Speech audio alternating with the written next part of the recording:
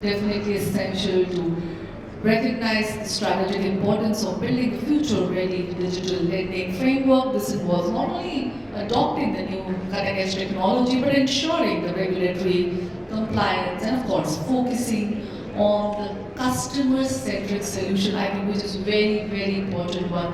So, in conclusion, I think let's get going right now for one of the most power-loaded segment and calling upon one by one our panelists.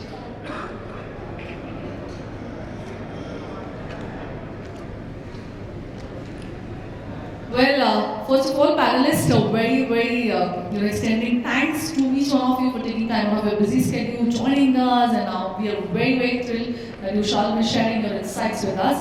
Let's get going, calling upon V. Venkatasubramanian, DGM IT City Union Bank. Can we have a huge round of applause for him? As you see yourself on screen, requesting you to join us that way. K. Swaminathan, Head-TPP Strategy and Planning, SF Small Finance Bank. A huge round of applause for K. Swaminathan. A very warm welcome, sir. Request you to please be seated. And joining another panel on stage is Koteswara Rao, Head of Technology, Wholesale Credit Decisioning, HSBC. A huge round of applause for him. And of course, fabulous, and I think someone who is very good and a great leader who will be actually moderating this entire session, calling upon Vinish, Chief Business Officer, Craft Silicon. Can we have a huge round of applause for him? Absolutely. Mr. Shah looking for one of the most power-loaded sessions right now. Joining them on stage is Vibhor, Chugh, 𝐶RO, EnKash. Can we have a huge round of applause for them? Well, joining them is Piyush, Kabra, Head Retail Credit Risk, Utkarsh Small Finance Bank. Can we have a huge round of applause from Mr. Kabra? Joining the entire super fabulous panelists, Pranav, Dongare, Vice President Credit, VoloFin Services.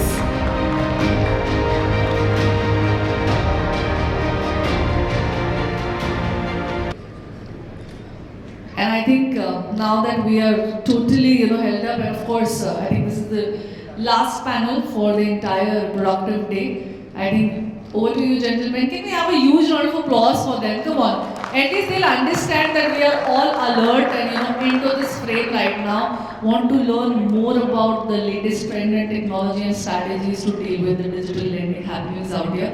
Over to you all. Thank you.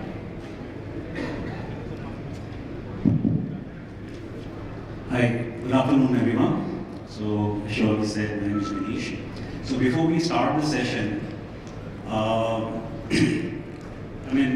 many of us really like and love chai? Okay. So the catch is I'm not talking about the chai, I'm talking about a chai. So let's imagine till about a few years back, a tea seller who is selling about maybe 200, 300 cups of tea every day at an average price of 10 rupees, 20 rupees, something like that, would be making about about 1 lakh rupees of top line, what we call, in a month. And if he wants to avail credit till few years back, okay, was it possible? Probably. Yeah, but how about today? When we talk about India stack coming in, with the UPI in, with the Jan Dhan in, right? Today, even if he doesn't have, his record in the credit bureau, he have enough alternate data for, I think, some of you to give him the credit, right? Am I right or wrong? Yeah? So, this is all became possible with digitization, right? So today we are going to focus that, fine, we have seen India stack, we have seen a lot of red tech coming in, we have seen a lot of buzzword around AI, ML, I don't know to what extent is it still a hype or it's actually an application? So we are going to delve more and more into it, right? And we want to focus on three major areas, which is, when we talk about security, sustainability, and scalability as far as the digital lending is concerned, right? So that we can bring in the speed and efficiency to the entire process, right?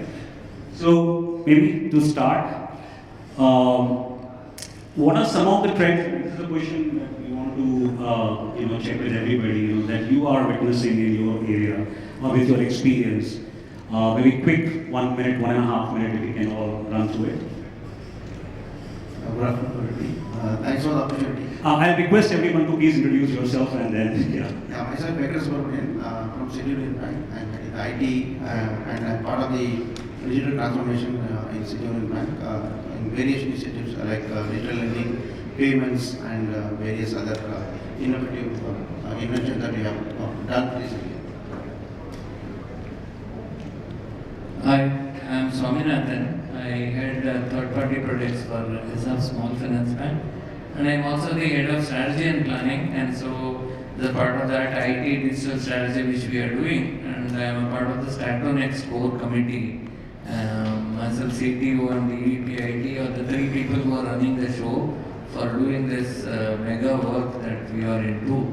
And I've been attending a lot of IBS Indian Banking Summit. I think this must be my sixth one of the panel sessions I have been here. Very happy to speak on digital lending today, and that too when you have my dear fellow panelists, all veterans in the industry, and Vinish moderating it. Thank you, Vinish. Thank you. So, I'm not sure if there is anybody more better than you. Good afternoon, everyone. Such a pleasure to be here. My name is Koteswara. I'm a global head of technology for corporate lending for HSBC Bank.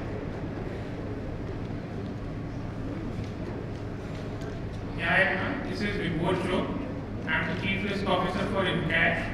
EnKash is a B2B platform where businesses can come and manage their payable solutions, which include GST, utility, vendors, and all. Also, we got a PMPA license also towards the end of December 23. And apart from this, there is a very big, because we deal extensively on the B2B space, there is a big element of corporate cards, which is a convenience product, and also of business loans. This is what EnKash is all about, and this is what we will be dealing. Thank you. Good afternoon all. I'm Piyush Kabra. I head the credit risk for Utkarsh Bank.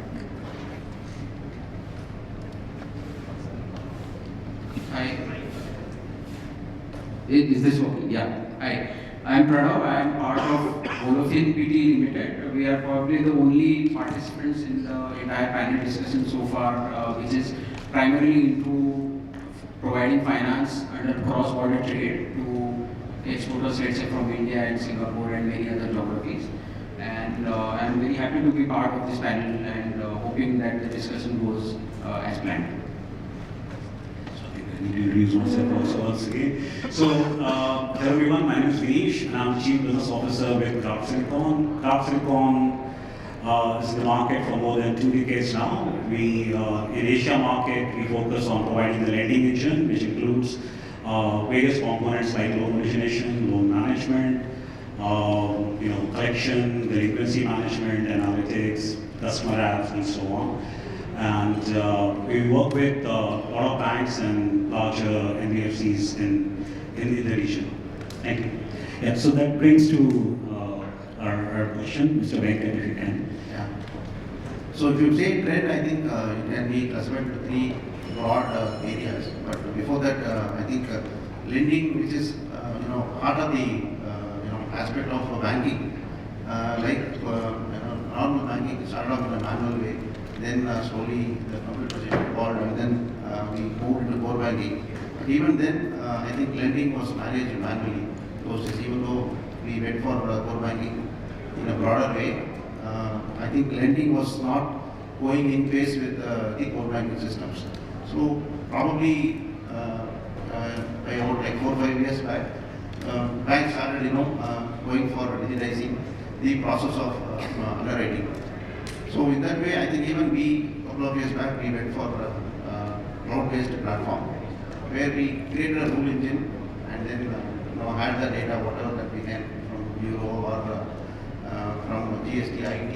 So it was very limited.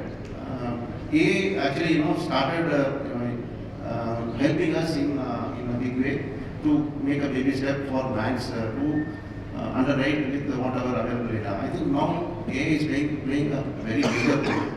Like I said, that is one of the trend. Definitely everybody will be speaking about that. So in my view, I think AI is something has gone to very, very higher level now, where a lot of external data are being as you said, people who don't have a bureau score are now able to get a loan from banks, so or any financial institutions. So a lot of external data, including your GST, and I can pull the data from the aggregator framework, and I can get data from external agencies like whether you have any illegal suits against the company or the SME or the individual or whatever it is. And of course, social media is being explored, but I'm not very sure how much is being explored on that. So every aspect of a person or a company or anything, now it is available, and it is being brought into the system to evaluate a particular SME or a person, by which banks are able to take a decision. So AI is something making a major breakthrough in digital lending. And apart from that, also AI helps banks to personalize, hyper-personalize the individual based on various parameters like his operations, his historical data that is based on the transactions, and also on his network. So there are various aspects by which it is personalized to some extent or to a greater extent.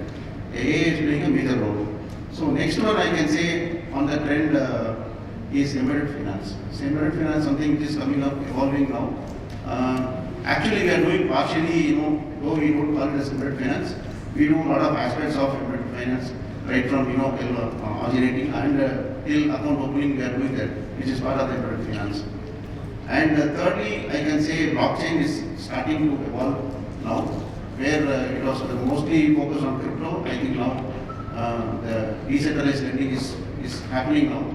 So these are the major three trends I can say on digital lending. Thank you. Yeah, thank you, Vinish. It's an interesting question as far as key trends are concerned, because in the event era of technology, things whatever happening 6 months become outdated and new things come in, right? So we have been talking much about AI, ML. I think everybody will remember for the past 3-4 years, and now we have started talking about Gen AI and things. Okay, right? So earlier we were typing everything, handwriting, painters, posters, everything is gone. Now we have AI even in painting and all those stuff. So you don't have to really have trouble yourself of too much of painting. All flex banners, everything has come.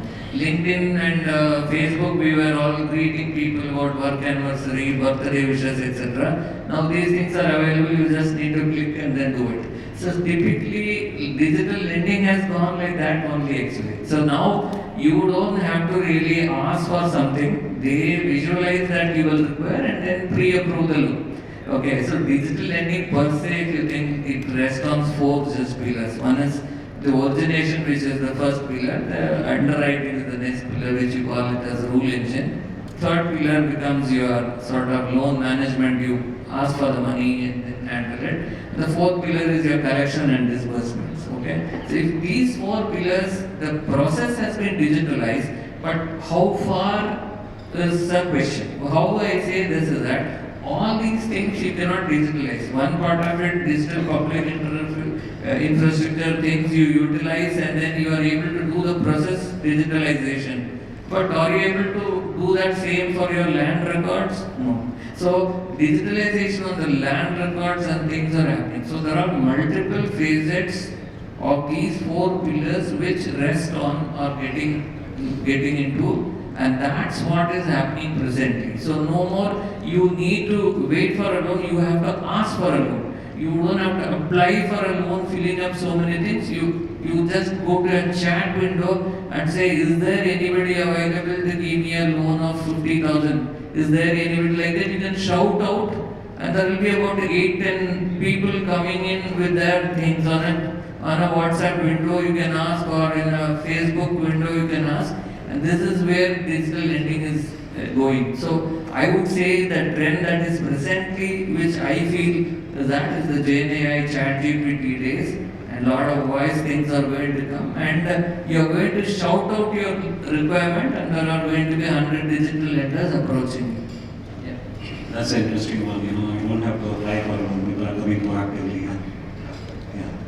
Very well put, sir. Swaminathan. So the way I see the trends, given I have an insight into various trends that are happening not just in India, but across various markets that I head up for HSBC. One of the first things that I see is the digital ambition going beyond your consumer lending, going beyond your business banking lending. So we now have an app which is live for 2 years in UK. That's called HSBC Kinetic. If you type it, Google it, you would see it's a mobile-only, real-time credit approval app for business banking customers, live for 2 years in UK. So that is already there, existing.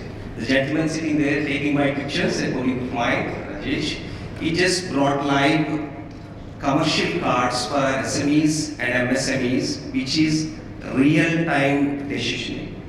An STP, it's live for last 4 months. We now go to OPL, which is our aggregator for their ITRs and GST things. We also go to TransUnion.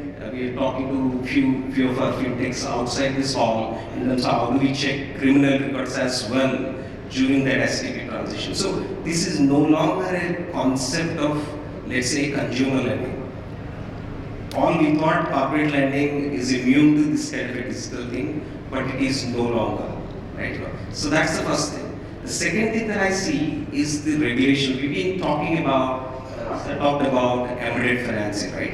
So our bank has a strategy where you go where the customer is, right? That means you have 2 lines of banking. You have a visible banking, you have invisible banking. That means your lending process, whatever the STP process that you have, you need to externalize, and these days we call it as microservices, and put them into APIs, and then make it available for any partner that you have, right? We do have regulations and we do have support things coming in. BIAN, if you have not heard it right now. So it's a very banking industry architecture network, how banks can collaborate with each other. So this is all working in terms of expediting the digitizing. And a couple of things if I can quickly talk about is, if you have to digitize, the way you are structured in our banks, in silos, you have an onboarding team, you have a KYC team, you have a customer management team, you have a limits management team, your credit risk function is different, your lending function is different, would not work. What we have seen is we have to get into a construct that is horizontal. There is a wonderful theory called Conway's law, if you just Google it, that talks about how you are structured in your organization and how it reflects in what you offer. If you are structured in silo, your products would also be silo, right? So we are doing something called value stream. And the last but not the least, right now. So we talk about dozens of AI use cases that are coming in. But we have seen that there is a significant effort that you need to put in terms of productionizing it, right? We have seen the organizations are now doing all of that. At HSBC, we have something called OAI, Office of Applied Artificial Intelligence. We are bringing in risk stewards from HR, cover for people risk, legal for legal risk, model risk for model biases, bringing people from financial crime risk to see if you have any FCR gaps. Before you bring in any AI-powered use case, you need to have lens and eyes of all these key stakeholders. And that is coming in now. AI review committee is a norm in HSBC now, right now. So that is absolutely evolving, and I'm sure there will be an explosion of use cases now being productionized. Okay, thank you. Yeah, I think couple of overlapping points to what Koteswara mentioned.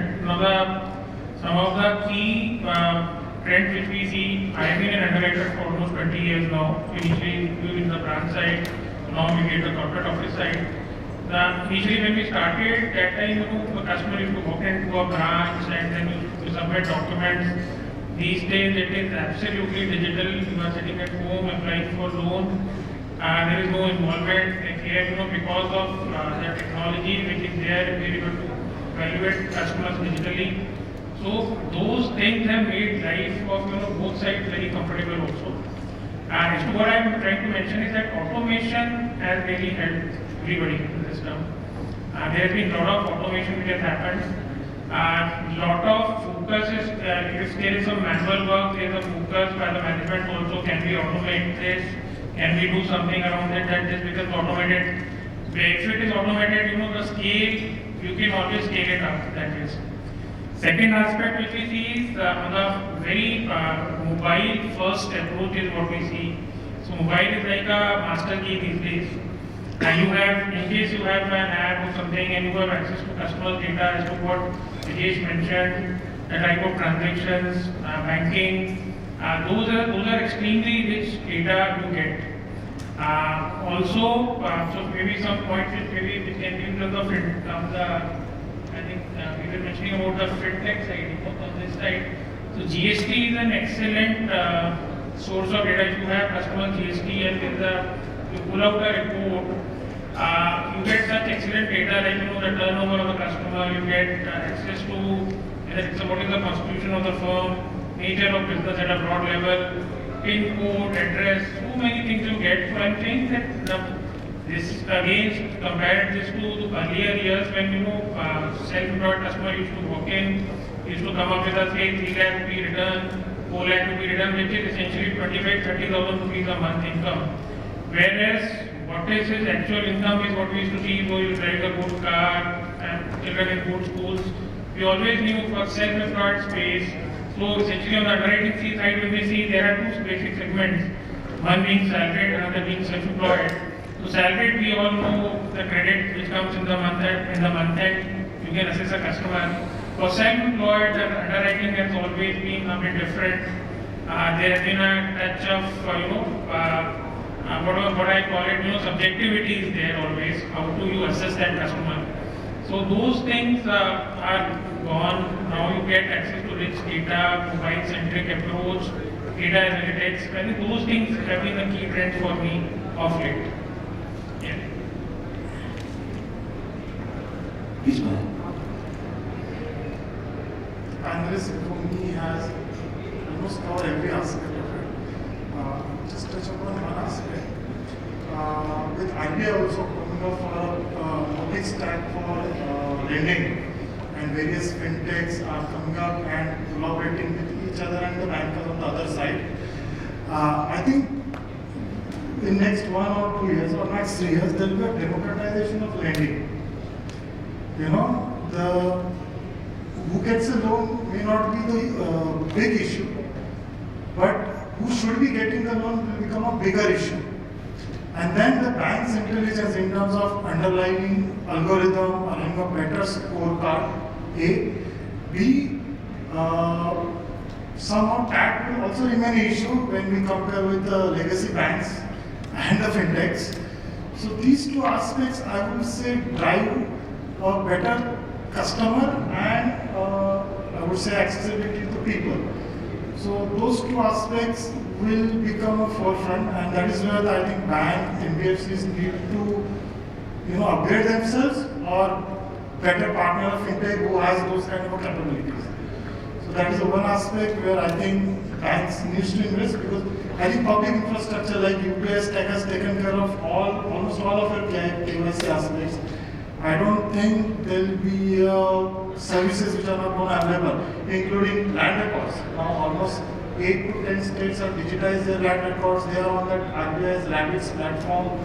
It's just due course of time that with competition between states to provide loan to their farmers or some SMEs who also take a lab loans, they will also digitize their records. So it's just a matter of time. It's going to happen.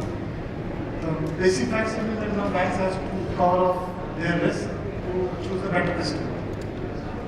Thank you. Right. So I think most of our panelists have already covered, the aspects similar to what VoloFin as a fintech is doing into B2B space, right?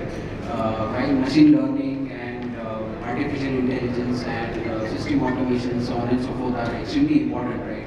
It is at the same time, I'm slightly deviating from the topic, is that it is also very important at the same time to have certain manual checks in place. Right? Some of our panelists did touch upon that. So classic example is that, for example, in avionics, right? Aeroplanes, for example, are using some of the most advanced systems and technologies and computers which are available on Earth, right?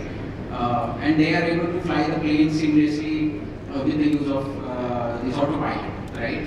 But what happens when the plane goes to a rough weather, or when it faces the tailwinds or headwinds, or very strong weather, right? It is the pilot who is always taking control of the ship. Similarly, we in credit, right, are supposed to be in control of the ship whenever things are not in our favor, whenever things are going south. Hence, it is very important at our end that we do not let lose the control of the ship. And also, it is very important that our primary aim is also, obviously, apart from supporting the business, it is also important on our part to protect the capital. And I think it is very important that while we use the technology to enhance our skills, capabilities, our reach into the market, etc., it is also important that we stay grounded and stay focused and stay in control of the situations. Very interesting point, Pranav. Thank you so much. And I think, striking the right balance more towards tech and touch, I think that's extremely important. So we need not lose the touch points in the customer at the same point of time, cut down on wherever it is possible to do, right? So that brings to the next question. So we all witness, when it comes to, let's say, how KYC has evolved from paper-based KYC, when we used to go with old days like ration card, and then came some other, IDs, and from there on to the paperless era, where even the video KYCs or ID verification, everything is happening digitally, right? So throughout this transformation, if you can, I will ask this question specifically to Vibhor to start with. If you can just highlight some of the benefits or the challenges associated with going from the paper-based to paperless journey. See, I think key benefits of the digital approach is convenience. It is very convenient. There is no need to walk into a branch or do something, apply on a site, go up and it moves forward. Accessibility is very good. It's very accessible to everyone. Sitting in your maybe shop, you can apply for a loan. No need. I think those convenience is very good. Faster processing from a credit perspective. Things have, it is all API driven. You call in API and things get done. There is no manual dependency essentially, apart from this what you were mentioning about the land record speeds and other things. So as though on the credit side, it becomes faster, the cost is lower, you need less number of people. So just to give you an example, we used to run a call center for business loans. Then we adopted this chatbot technology. When this adopted this WhatsApp-based chatbot technology, there is no need to call up people, just send a message whether they are interested in taking a business loan or something, or yes or no. If they say yes, then you further move ahead, okay, what is your maybe education, we try to understand what is the business you are into. All those things, if you get a positive answer, he is doing this WhatsApp chat journey, you get a filtered, curated lead which comes to you. So those things were not available earlier. So these things, digitization, these new age chatbots and everything, they have been extremely helpful. Even things like KYC and all, sitting at home, you can do your KYC, e-sign. I think they are tremendous features. No need to do a face-to-face meeting or visit some place. Any challenges you see? Challenges wise, I think a lot of frauds we have been coming across. That is one of the things that we see that fraud has been a major issue. Then in terms of regular regulatory guidelines also, very strong guidelines. So RBI has been hyperactive, I must say. they have been trying to match the pace of whatever changes are happening on that digital lending. They have been quickly coming up with regulations around this. So RBI coming with regulations also means that they are recognizing the sector. So that aspect is also there. Challenges otherwise also in data storage part. Data storage again is a major challenge. You have access to superb data, very key important data of customers. Storage, ensuring that there are no malware or something, cyber attacks and all. Those are some of the challenges which I see. Thank you. Swami, you want to add? Yeah, I can add definitely. So we are, rather I am a privileged guy who used to fear my parents and now I used to fear my kids also, right? So, and we were also a part of that lucky generation who used to work with ledgers and paper-based things, and we are all in this era of digital. So I think I am a fit person to answer this question. Okay, and the paperless and digital. Okay, so typically I'm telling you one thing. See, you have to India's diversity. We always speak culture, language, religion, climate, whatever. But I do not know why we have only one day for one this thing for the zones, only one time zone for us. We don't have plus minus anything. Okay, so but diverse the things we have. So we need to cater to multiple people. So can you do away with the paper? No. There are still some guys like me who would go and see that I want to see the fact sheet. I want to see the typically loan statement. That is one side. The other side, Gen Z doesn't want to really do anything on paper. They want to see everything on digital only, right? Yes or no? So that is how the world is. So both shall coexist for some time. Still this evolves to a point where you don't require a paper to read. So this point I very well say with authentic this thing. We all said that all banks will be, branches will be closed. There is no requirement, no footfall at the branches and these things. HDFC Bank and other banks are opening 2,000 branches a year. So why do they still do it? Because we require that. We really require both, and at the same time, the paper has come down. I am giving you one more authentic information. DDs are not much in vogue. But still there are some government departments ask for DD or EMD.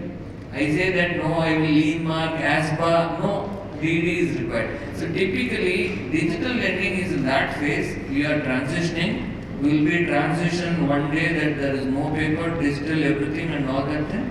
There will be some coexistence on that space. It's a welcome, and India is such one place where you can see all these things happening simultaneously, and transition is happening, and we welcome digital lending only. Paper-based things should come down. But let it go as far as some time. Let it go together. Thank you. Thank you. Pranav? Yes. Want to add from a fintech perspective? Yes. So traditionally what we have seen when we are doing loan financing or financing of the loans, be it personal loans or business loans or housing loans, what we have seen is that the documentation and the entire process of loan probably according to me happens at 3 different stages. One is obviously the collection of the data, which is where we have traditionally been seen that people give their application forms, people give bank statements, their IT returns, like between few to few hundreds of documents, right? That is the collection stage. And then the second stage is obviously there are central processing units which process the documents. And then in between somewhere also falls the verification stage. Right? Whatever documents you have collected, you need to first verify before you process them. Traditionally, all these things obviously are time consuming. Also, what we have seen in the past is that more often than not, the documents that reach to the bank or to the lender are always, let's say 40 or 50% or 60% at times. They are never complete. So the completion of the documentation itself takes good amount of time, and that increases the cost as well as the turnaround time. However, when we talk about digital lending, right, all those things have now changed with a flip of a button, right? You not only are able to collect the documents digitally, but because the documents are primarily coming from, let's say, the sources like MCA, Ministry of Corporate Affairs, or let's say ITD, or the GST, right? there is no simply need of any verification because the data is coming from the horse's mouth. Now that substantially reduces the turnaround time as well as there is no specific requirement on our part to verify the documents. The third thing is because the data is coming digitally on your platform, or your respective loan operating systems, etc.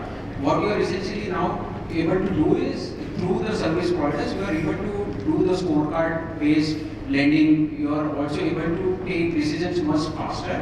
Your reach has also increased. Earlier, if let's say some of your clients would be sitting in tier 2 or tier 3 cities, right? It would be very difficult to have your foot soldiers go there and collect the data and send it to you. But with the help of digital technology, even if it's a tier 3 city, you can still get the same loan application processed in a day and probably have a decision made by the end of the next day. So I think this is where the benefit for the digital lending has come from. Any challenges that you see that you want to highlight quickly? Obviously, with specific, because I'm now specifically talking about tier 2, tier 3 cities where some of our clients are from. See, those client bases are sentiment bases, right? They still do not, I think, as rightly touched upon by the other panelists, that some of our clients still do not prefer the digital ways of submitting the documents. They still want to have the touch and feel of the physical documentation. One is that they may not have the access to digital online banking, specifically when they are working with state, multi-state scheduled banks or cooperative banks.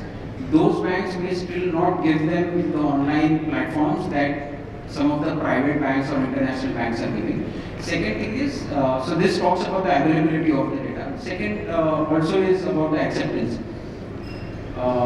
When the acceptance is not there, it is very difficult for fintechs like us to convince them to go on the online platforms that we are providing and upload the data.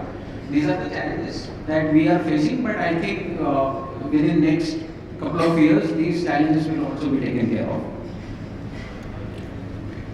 Thanks, Pranav. Just to add on, only on a lighter note, only thing which has not changed in the last 20 years is to collect from a delinquent customer. You still need to show a collection officer with the ID card, please call up customer. It's no digital collection. Otherwise, everything is same. Thank you. So my next question is to Koteswara and to Piyush. That when it comes to data-driven analytics, when you are actually what you said, how you apply AI actually, right? So how is it helping? And I don't know if you can highlight to the audience specific use cases, in the entire digital lending journey. How AI, applicability is. Sure. I think, like I mentioned, there are numerous use cases that we see in credit lending. Usually, this part of the bank was pretty late to picking up the technologies, but when I saw AI though, it's very interesting. It's the credit and lending part of the bank that is contesting with other parts of the bank and picking up a lot of things. So since you asked for specific use cases, I'll start off with an application called STIT. As a lot of you know, there are two lions in front of HSBC headquarters, either it is in London, Hong Kong, or here in Mumbai. The name of these lions are STIT and Stephen. These are named after two very famous managers in Hong Kong many years ago. So one of our first AI application is named after that lion, STIT. So what does it do? So we got partnered with Microsoft.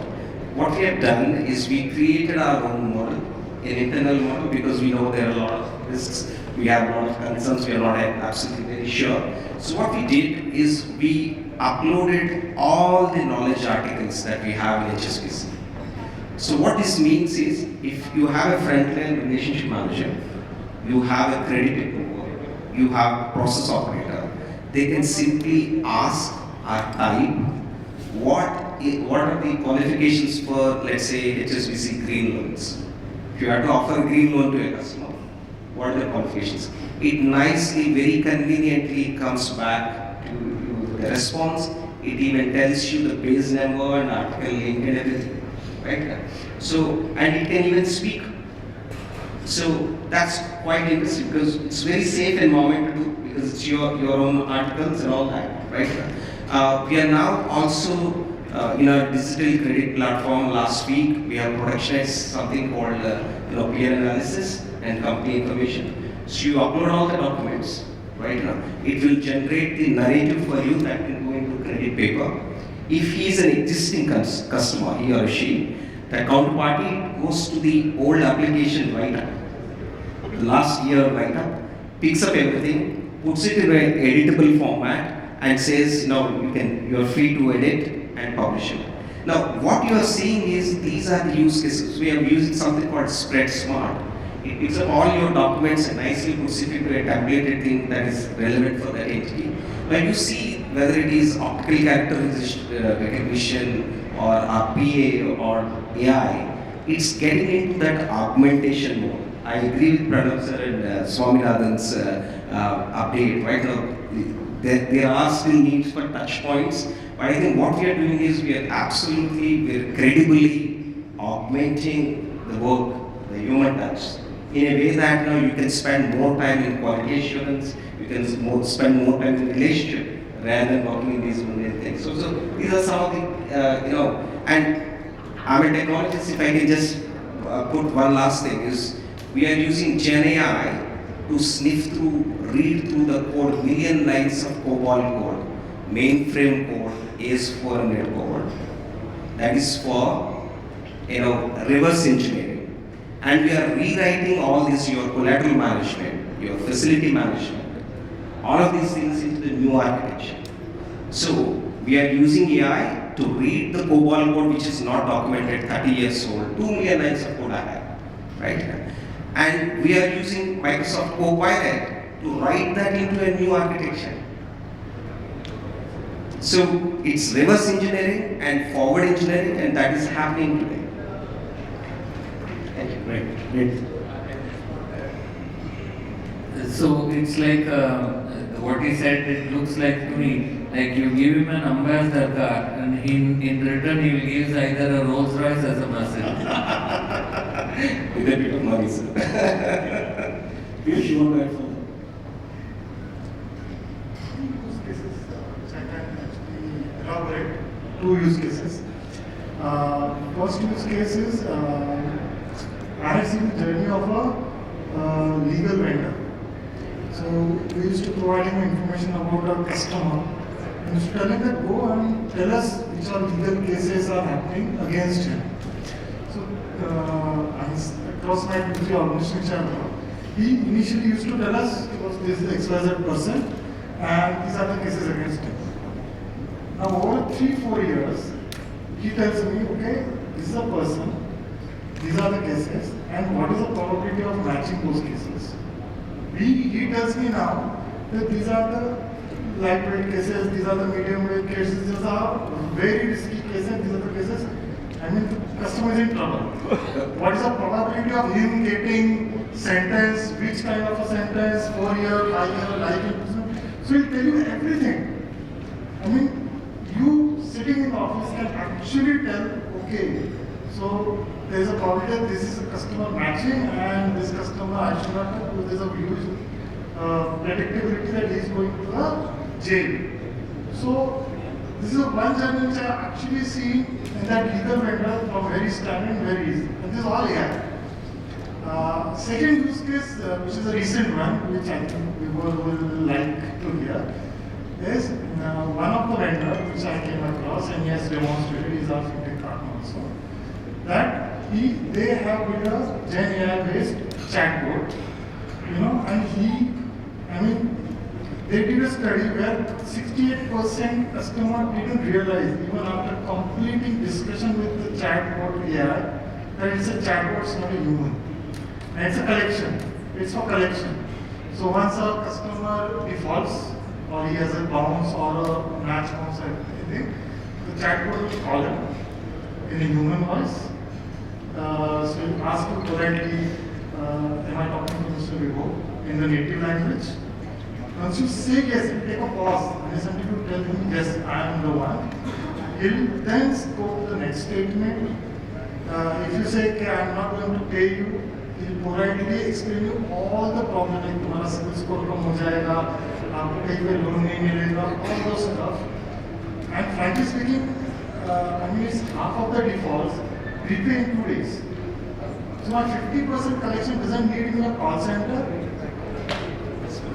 It's like the softest, what we call it as a soft.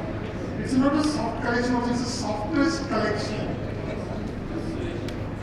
It's not even, I don't need a person to persuade.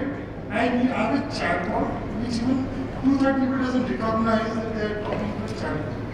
So this is a one journey which I have seen, and I think it's remarkable how AI can actually, and it's Gen AI, because it even understands your mood, by the way. So we had a 1-2 test cases where we made our employee to talk angrily to the chatbot. And it became more polite. When someone was talking politely, they explained it quickly, it was as over, and so they call it 2 minutes. So this is how the Gen AI is going to work. That's my feeling. That's it, another 2-3 years. This event will not be happening. It will be a podcast where guys will be mentioning there is no need for moderators, there is no need for speakers. So I think that's the way it is going, and it's great. But it is a fantastic technology, I must say.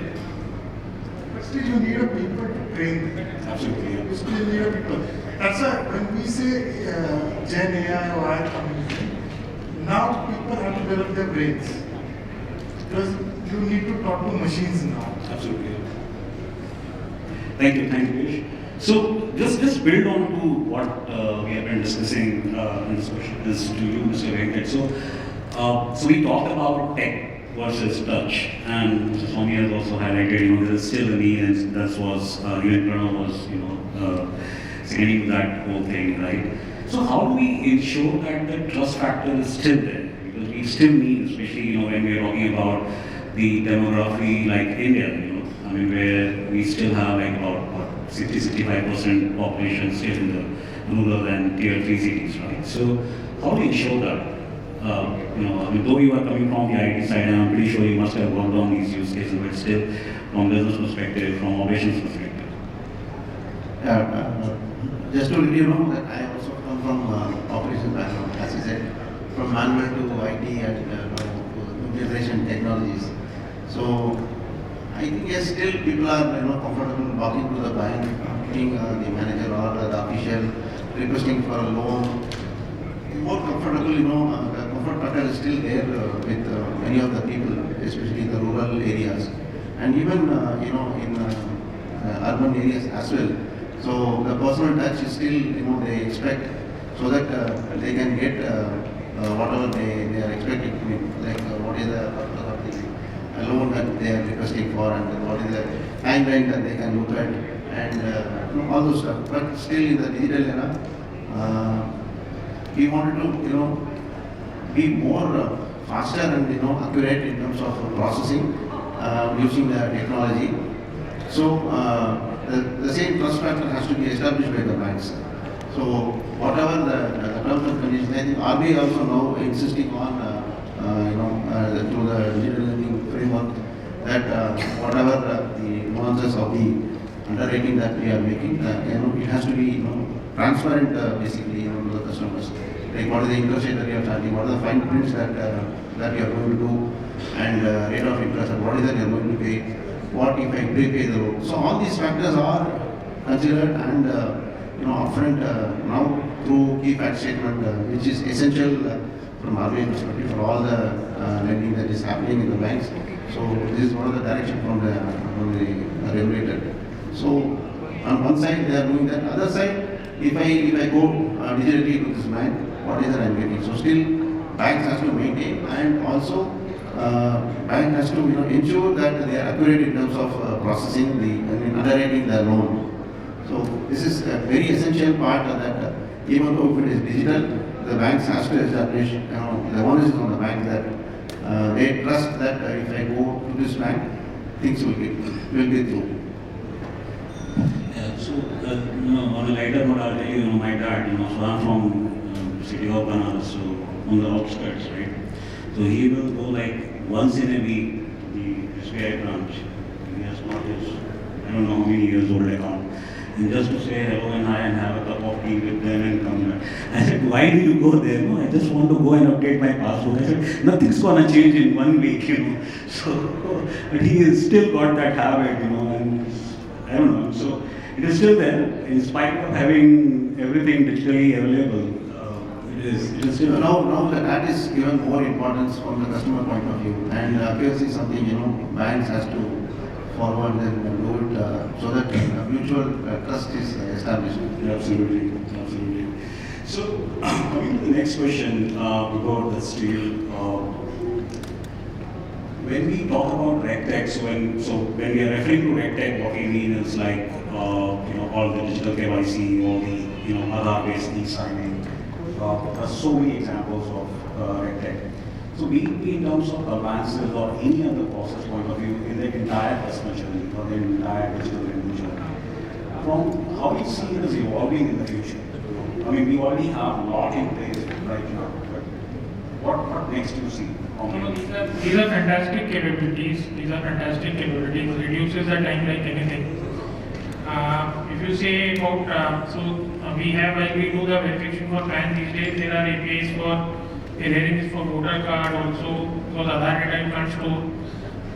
So voter card data, if you can get access to it, will be good data. GST, as to what I mentioned, is excellent data. Very easy to underwrite self-employed customers as compared to what we used to do about 10 years back. We used to go for assessed income method, just trying to do a bit of assessment as to what can be its customers' turnover and what can be its profit. Here, because GST is mandatory for all customers beyond that annual turnover 20 lakhs. So, if we have access to GST data, constitution, area, pin code, sitting in one location, you don't need to have offices in all these locations now. You can manage the entire national level, at a country level, you can manage through one particular location. Those things, this video KYC is to what I mentioned, is an excellent capability, very well utilized, very well is being used also. Aadhaar-based signatures, digital and debit card-based signatures and all.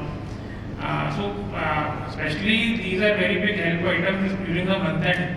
When customer is outside, he is somewhere else, they're just on the phone, he can do stuff. Makes life easy. And as to what we are hearing, a lot of more things are in store. I think it will be a fantastic thing.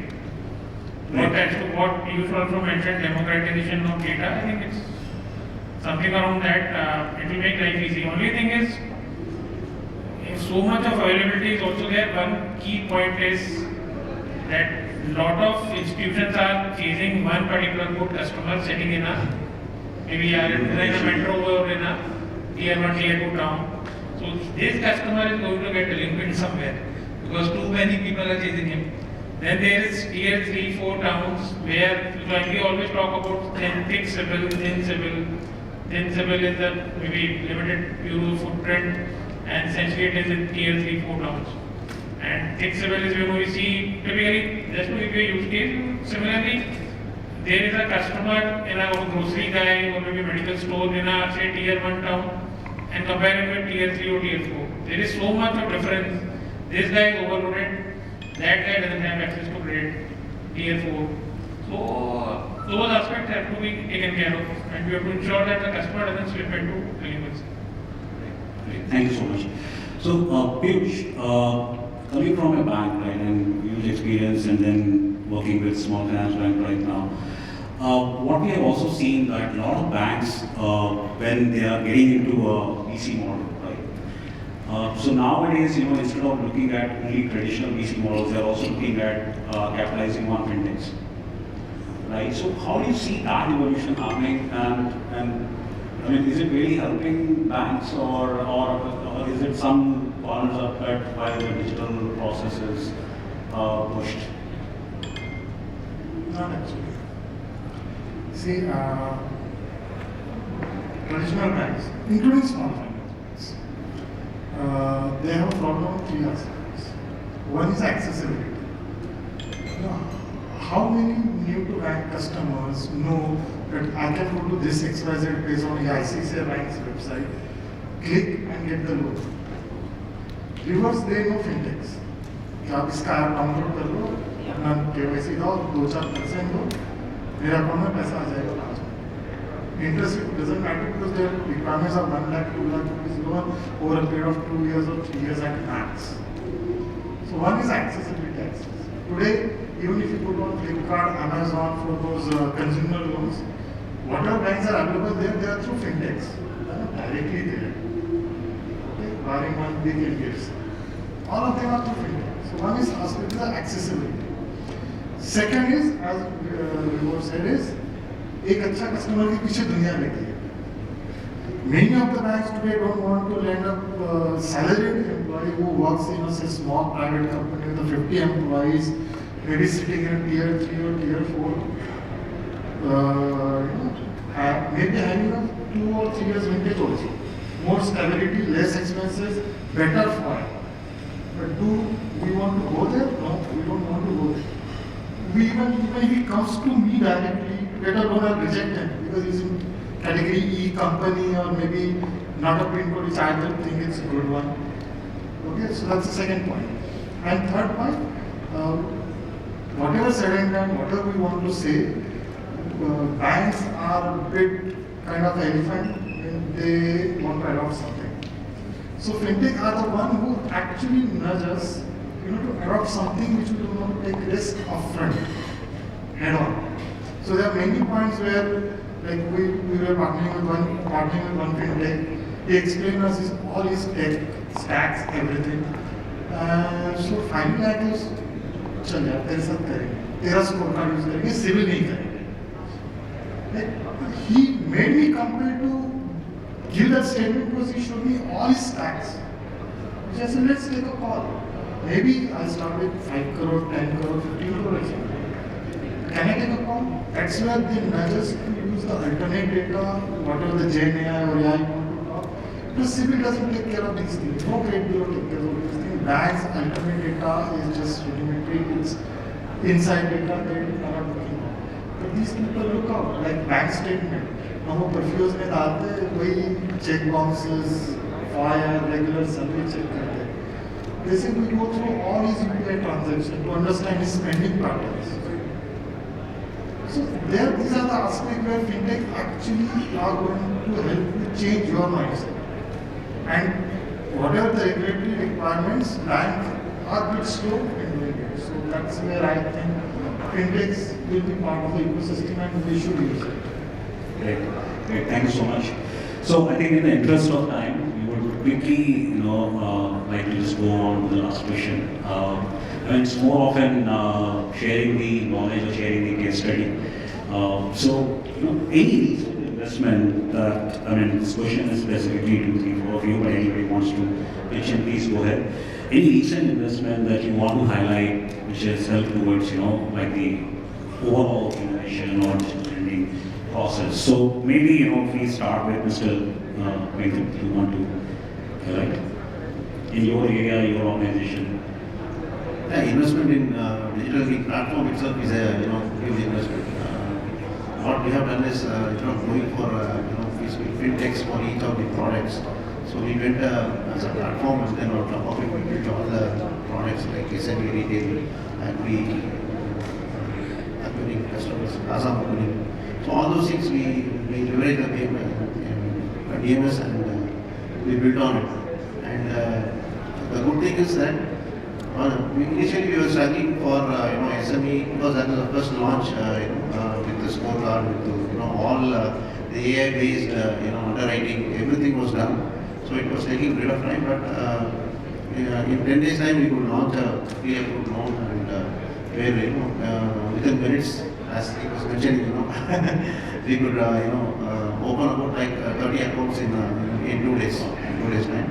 So that is something we have done. But within that, I can say a lot of things are invested, like legal framework, where we want to centralize the legal aspects of underwriting, and then fraud checks, various fraud checks that we have invested, and apart from that, acquiring data. So many things are there, which is all part of one umbrella of digital lending. So, and apart from that, digital signing again.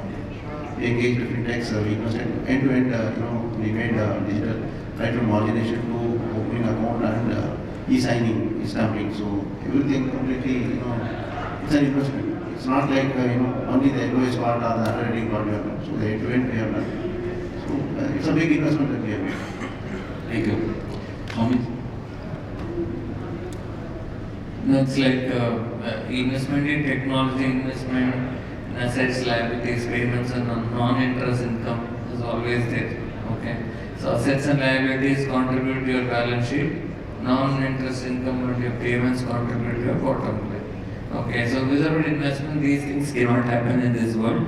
Either the vendor discovers something new, or the market changes, or the regulator wants something to be done. And apart from that, the customers' expectations are going, day by day expectations are growing. So one way or other, you have to keep inventing, reinventing, reinventing, and to the power of n. So that's what we also do. Thank you.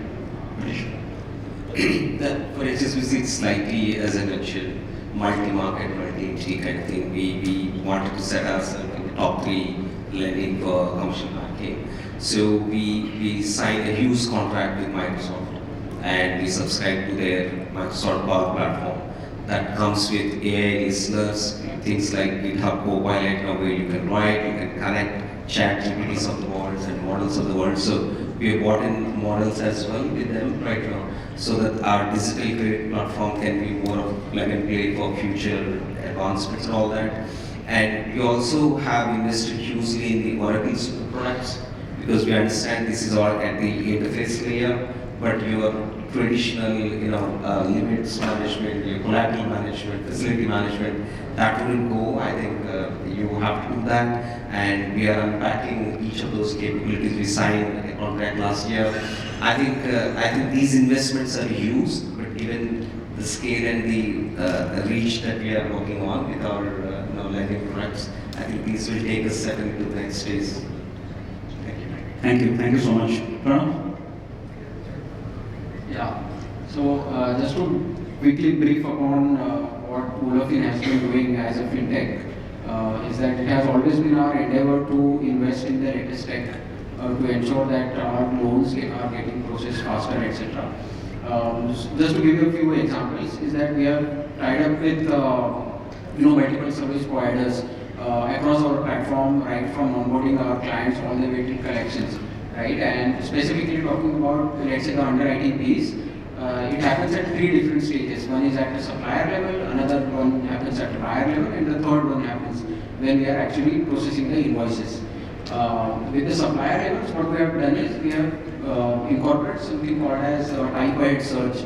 So the moment our suppliers go on our portal and input the first 4 or 5 characters of their PAN card, right? Based on the type of institution that they belong to, the data gets auto-fetched from the backend from, let's say, NCA, if it's a corporate entity. If it is not, then the data gets auto-fetched from the GST portal. And the data that I'm talking about is the complete name of the entity, the name of the promoters, their address details, their contact details, their factory addresses, etc. Essentially what we are doing is we have completely taken away the requirement for the suppliers to either write on physical paper or type on the application form digitally on the platform. Everything is happening automated. Second thing, with the buyers also, because the buyers are overseas entities, what the suppliers only need to do is select the country that the buyer belongs to, and the database that we have spans across 190 countries globally, and the data provider is also one of the leading data providers in the world. So the moment you, let's say, write the name VoloFin, the head office addresses and the contact details will start auto-appearing, and then it gets again auto-filled. The third thing that we have done at a transactional level is, I think we talked about briefly, is through optical character recognition, OCR. So whenever you are financing an invoice, right, the supplier only needs to upload a copy of a bill of lading, for example, or an invoice, and the system will auto-calculate the due dates, the prepayment percentage, the financing percentage, how much is going to be the settlement, what are the charges going to be. Based on the due dates, the system also starts issuing the dunning letters, which is the collection piece, I think that we briefly talked about. So all these things, some of the things rather I would say, is something that VoloFin has invested in. And I think this is something that we will continue doing. Thank you. Piyush, you want to add anything? Any recent investments? We are actually investing into the ARPOT systems. Because as a bank, we believe that in so much fast changing environment, it's better to write down the fintechs, better to write down the service providers rather than building the stack. You should be better to have a platform where your core systems have a microservices APIs which can connect it fastly. A. B. You should have a good cyber security setup. That's where the investment is going to be, because you have to protect all those APIs and all your microservices from cyber attacks and your core customer and banking data.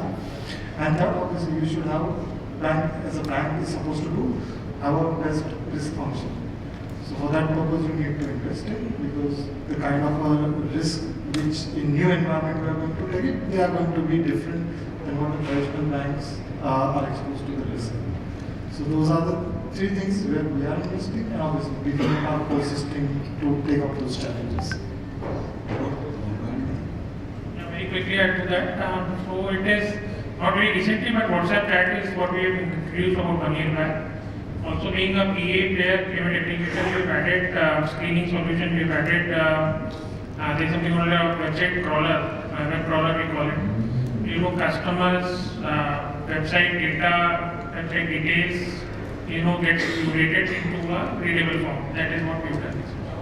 Thank you. So, before I conclude, so I also wanted to add something that we are working on towards on the, as an investment towards on the innovation side.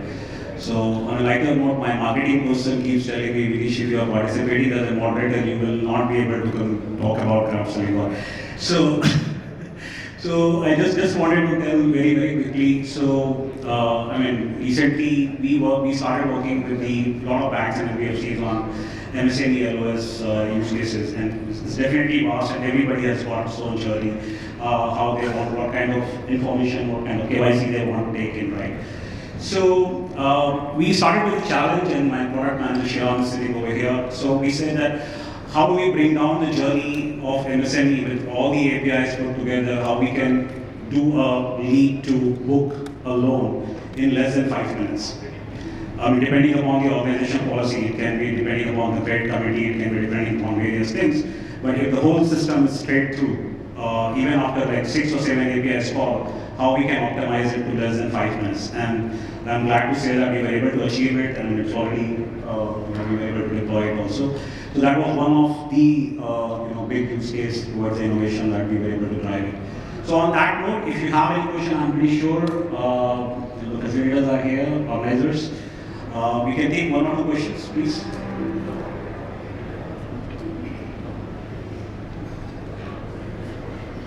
All the discussion is on digitalization of lending. Wait, we're giving you the mic.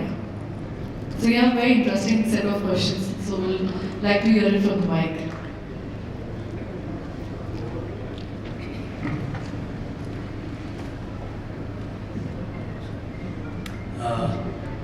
We are discussing on this digital lending, and all the discussion is this only. My question is, 100% lending can be digitalized. Can the collection can be? Are we doing anything in towards collections that 100% collection can be digitalized? So that can be, termed as a trend again, when we go digitally, for underwriting, definitely you need some platform for collections as well. I think it is evolving, and most of them are doing, including us, calling frequently, automated calling to the customers, and I will tell you on a right note, okay, so UPI came into existence, you know the size of UPI?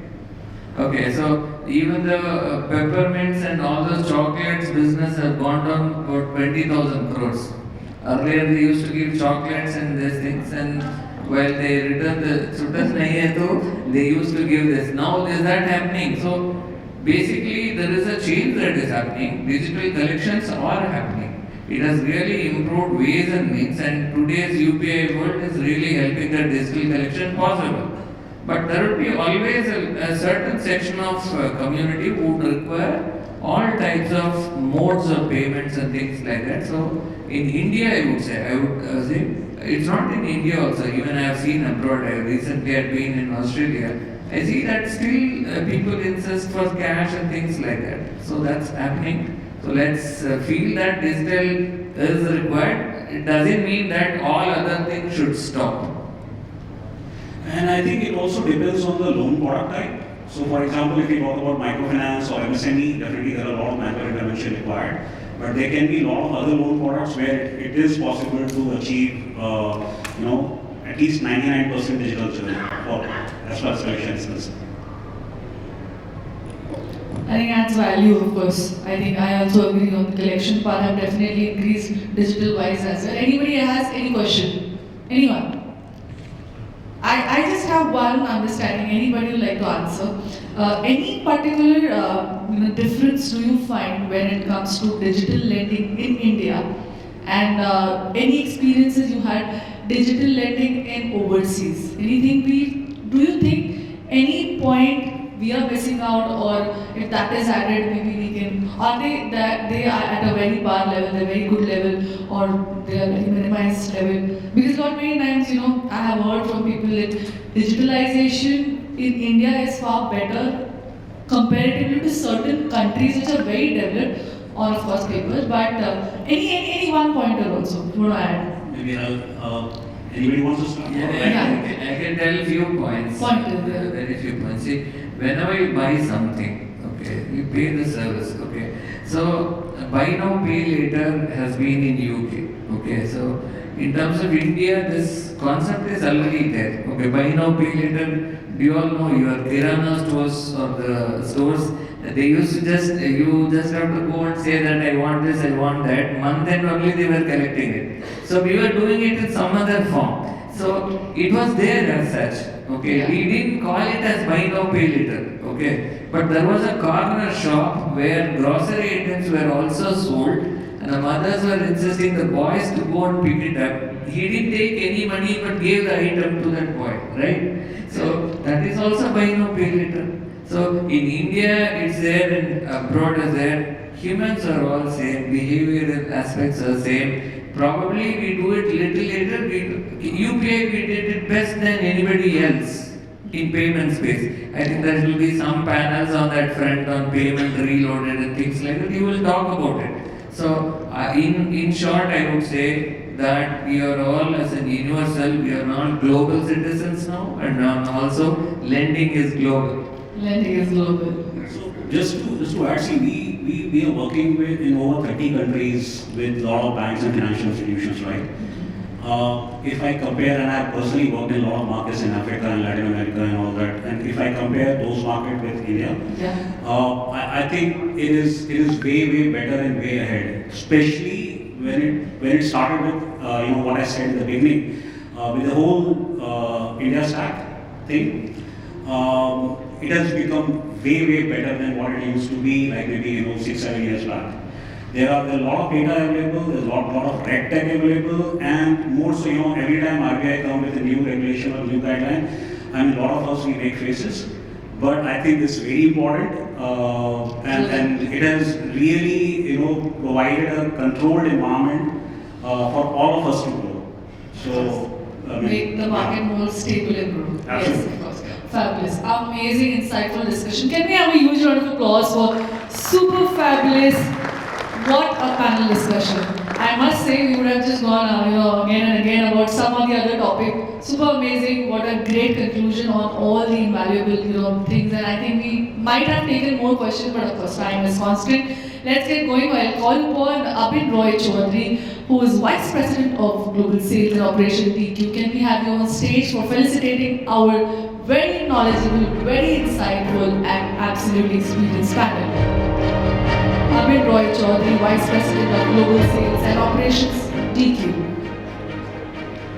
One by one, I'll request our panelists to come on the front stage and receive the memento. We Venkatasubramanian, DGM, IG City Union Bank. City Union Bank, we Venkatasubramanian, DGM, IG. Well, very, thank you so much for insightful discussion. Next, I'll call upon Swaminathan, Head-TPP Strategy and Planning as a small finance bank. Thank you so much. Your inputs were really valuable. Can we have a huge round of applause, everyone? Calling upon Koteswara, Head of Technology, Wholesale Credit, Decisioning, HSBC. Huge round of applause for him as well.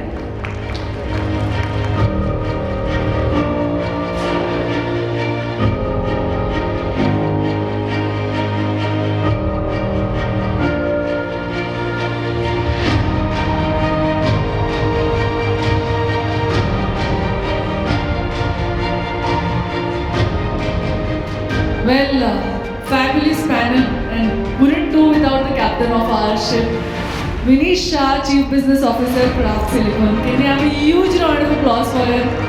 Some super valuable questions coming up for the panel to keep going, and that was, I think, the motivation. Well, can we have a huge round of applause? Come on.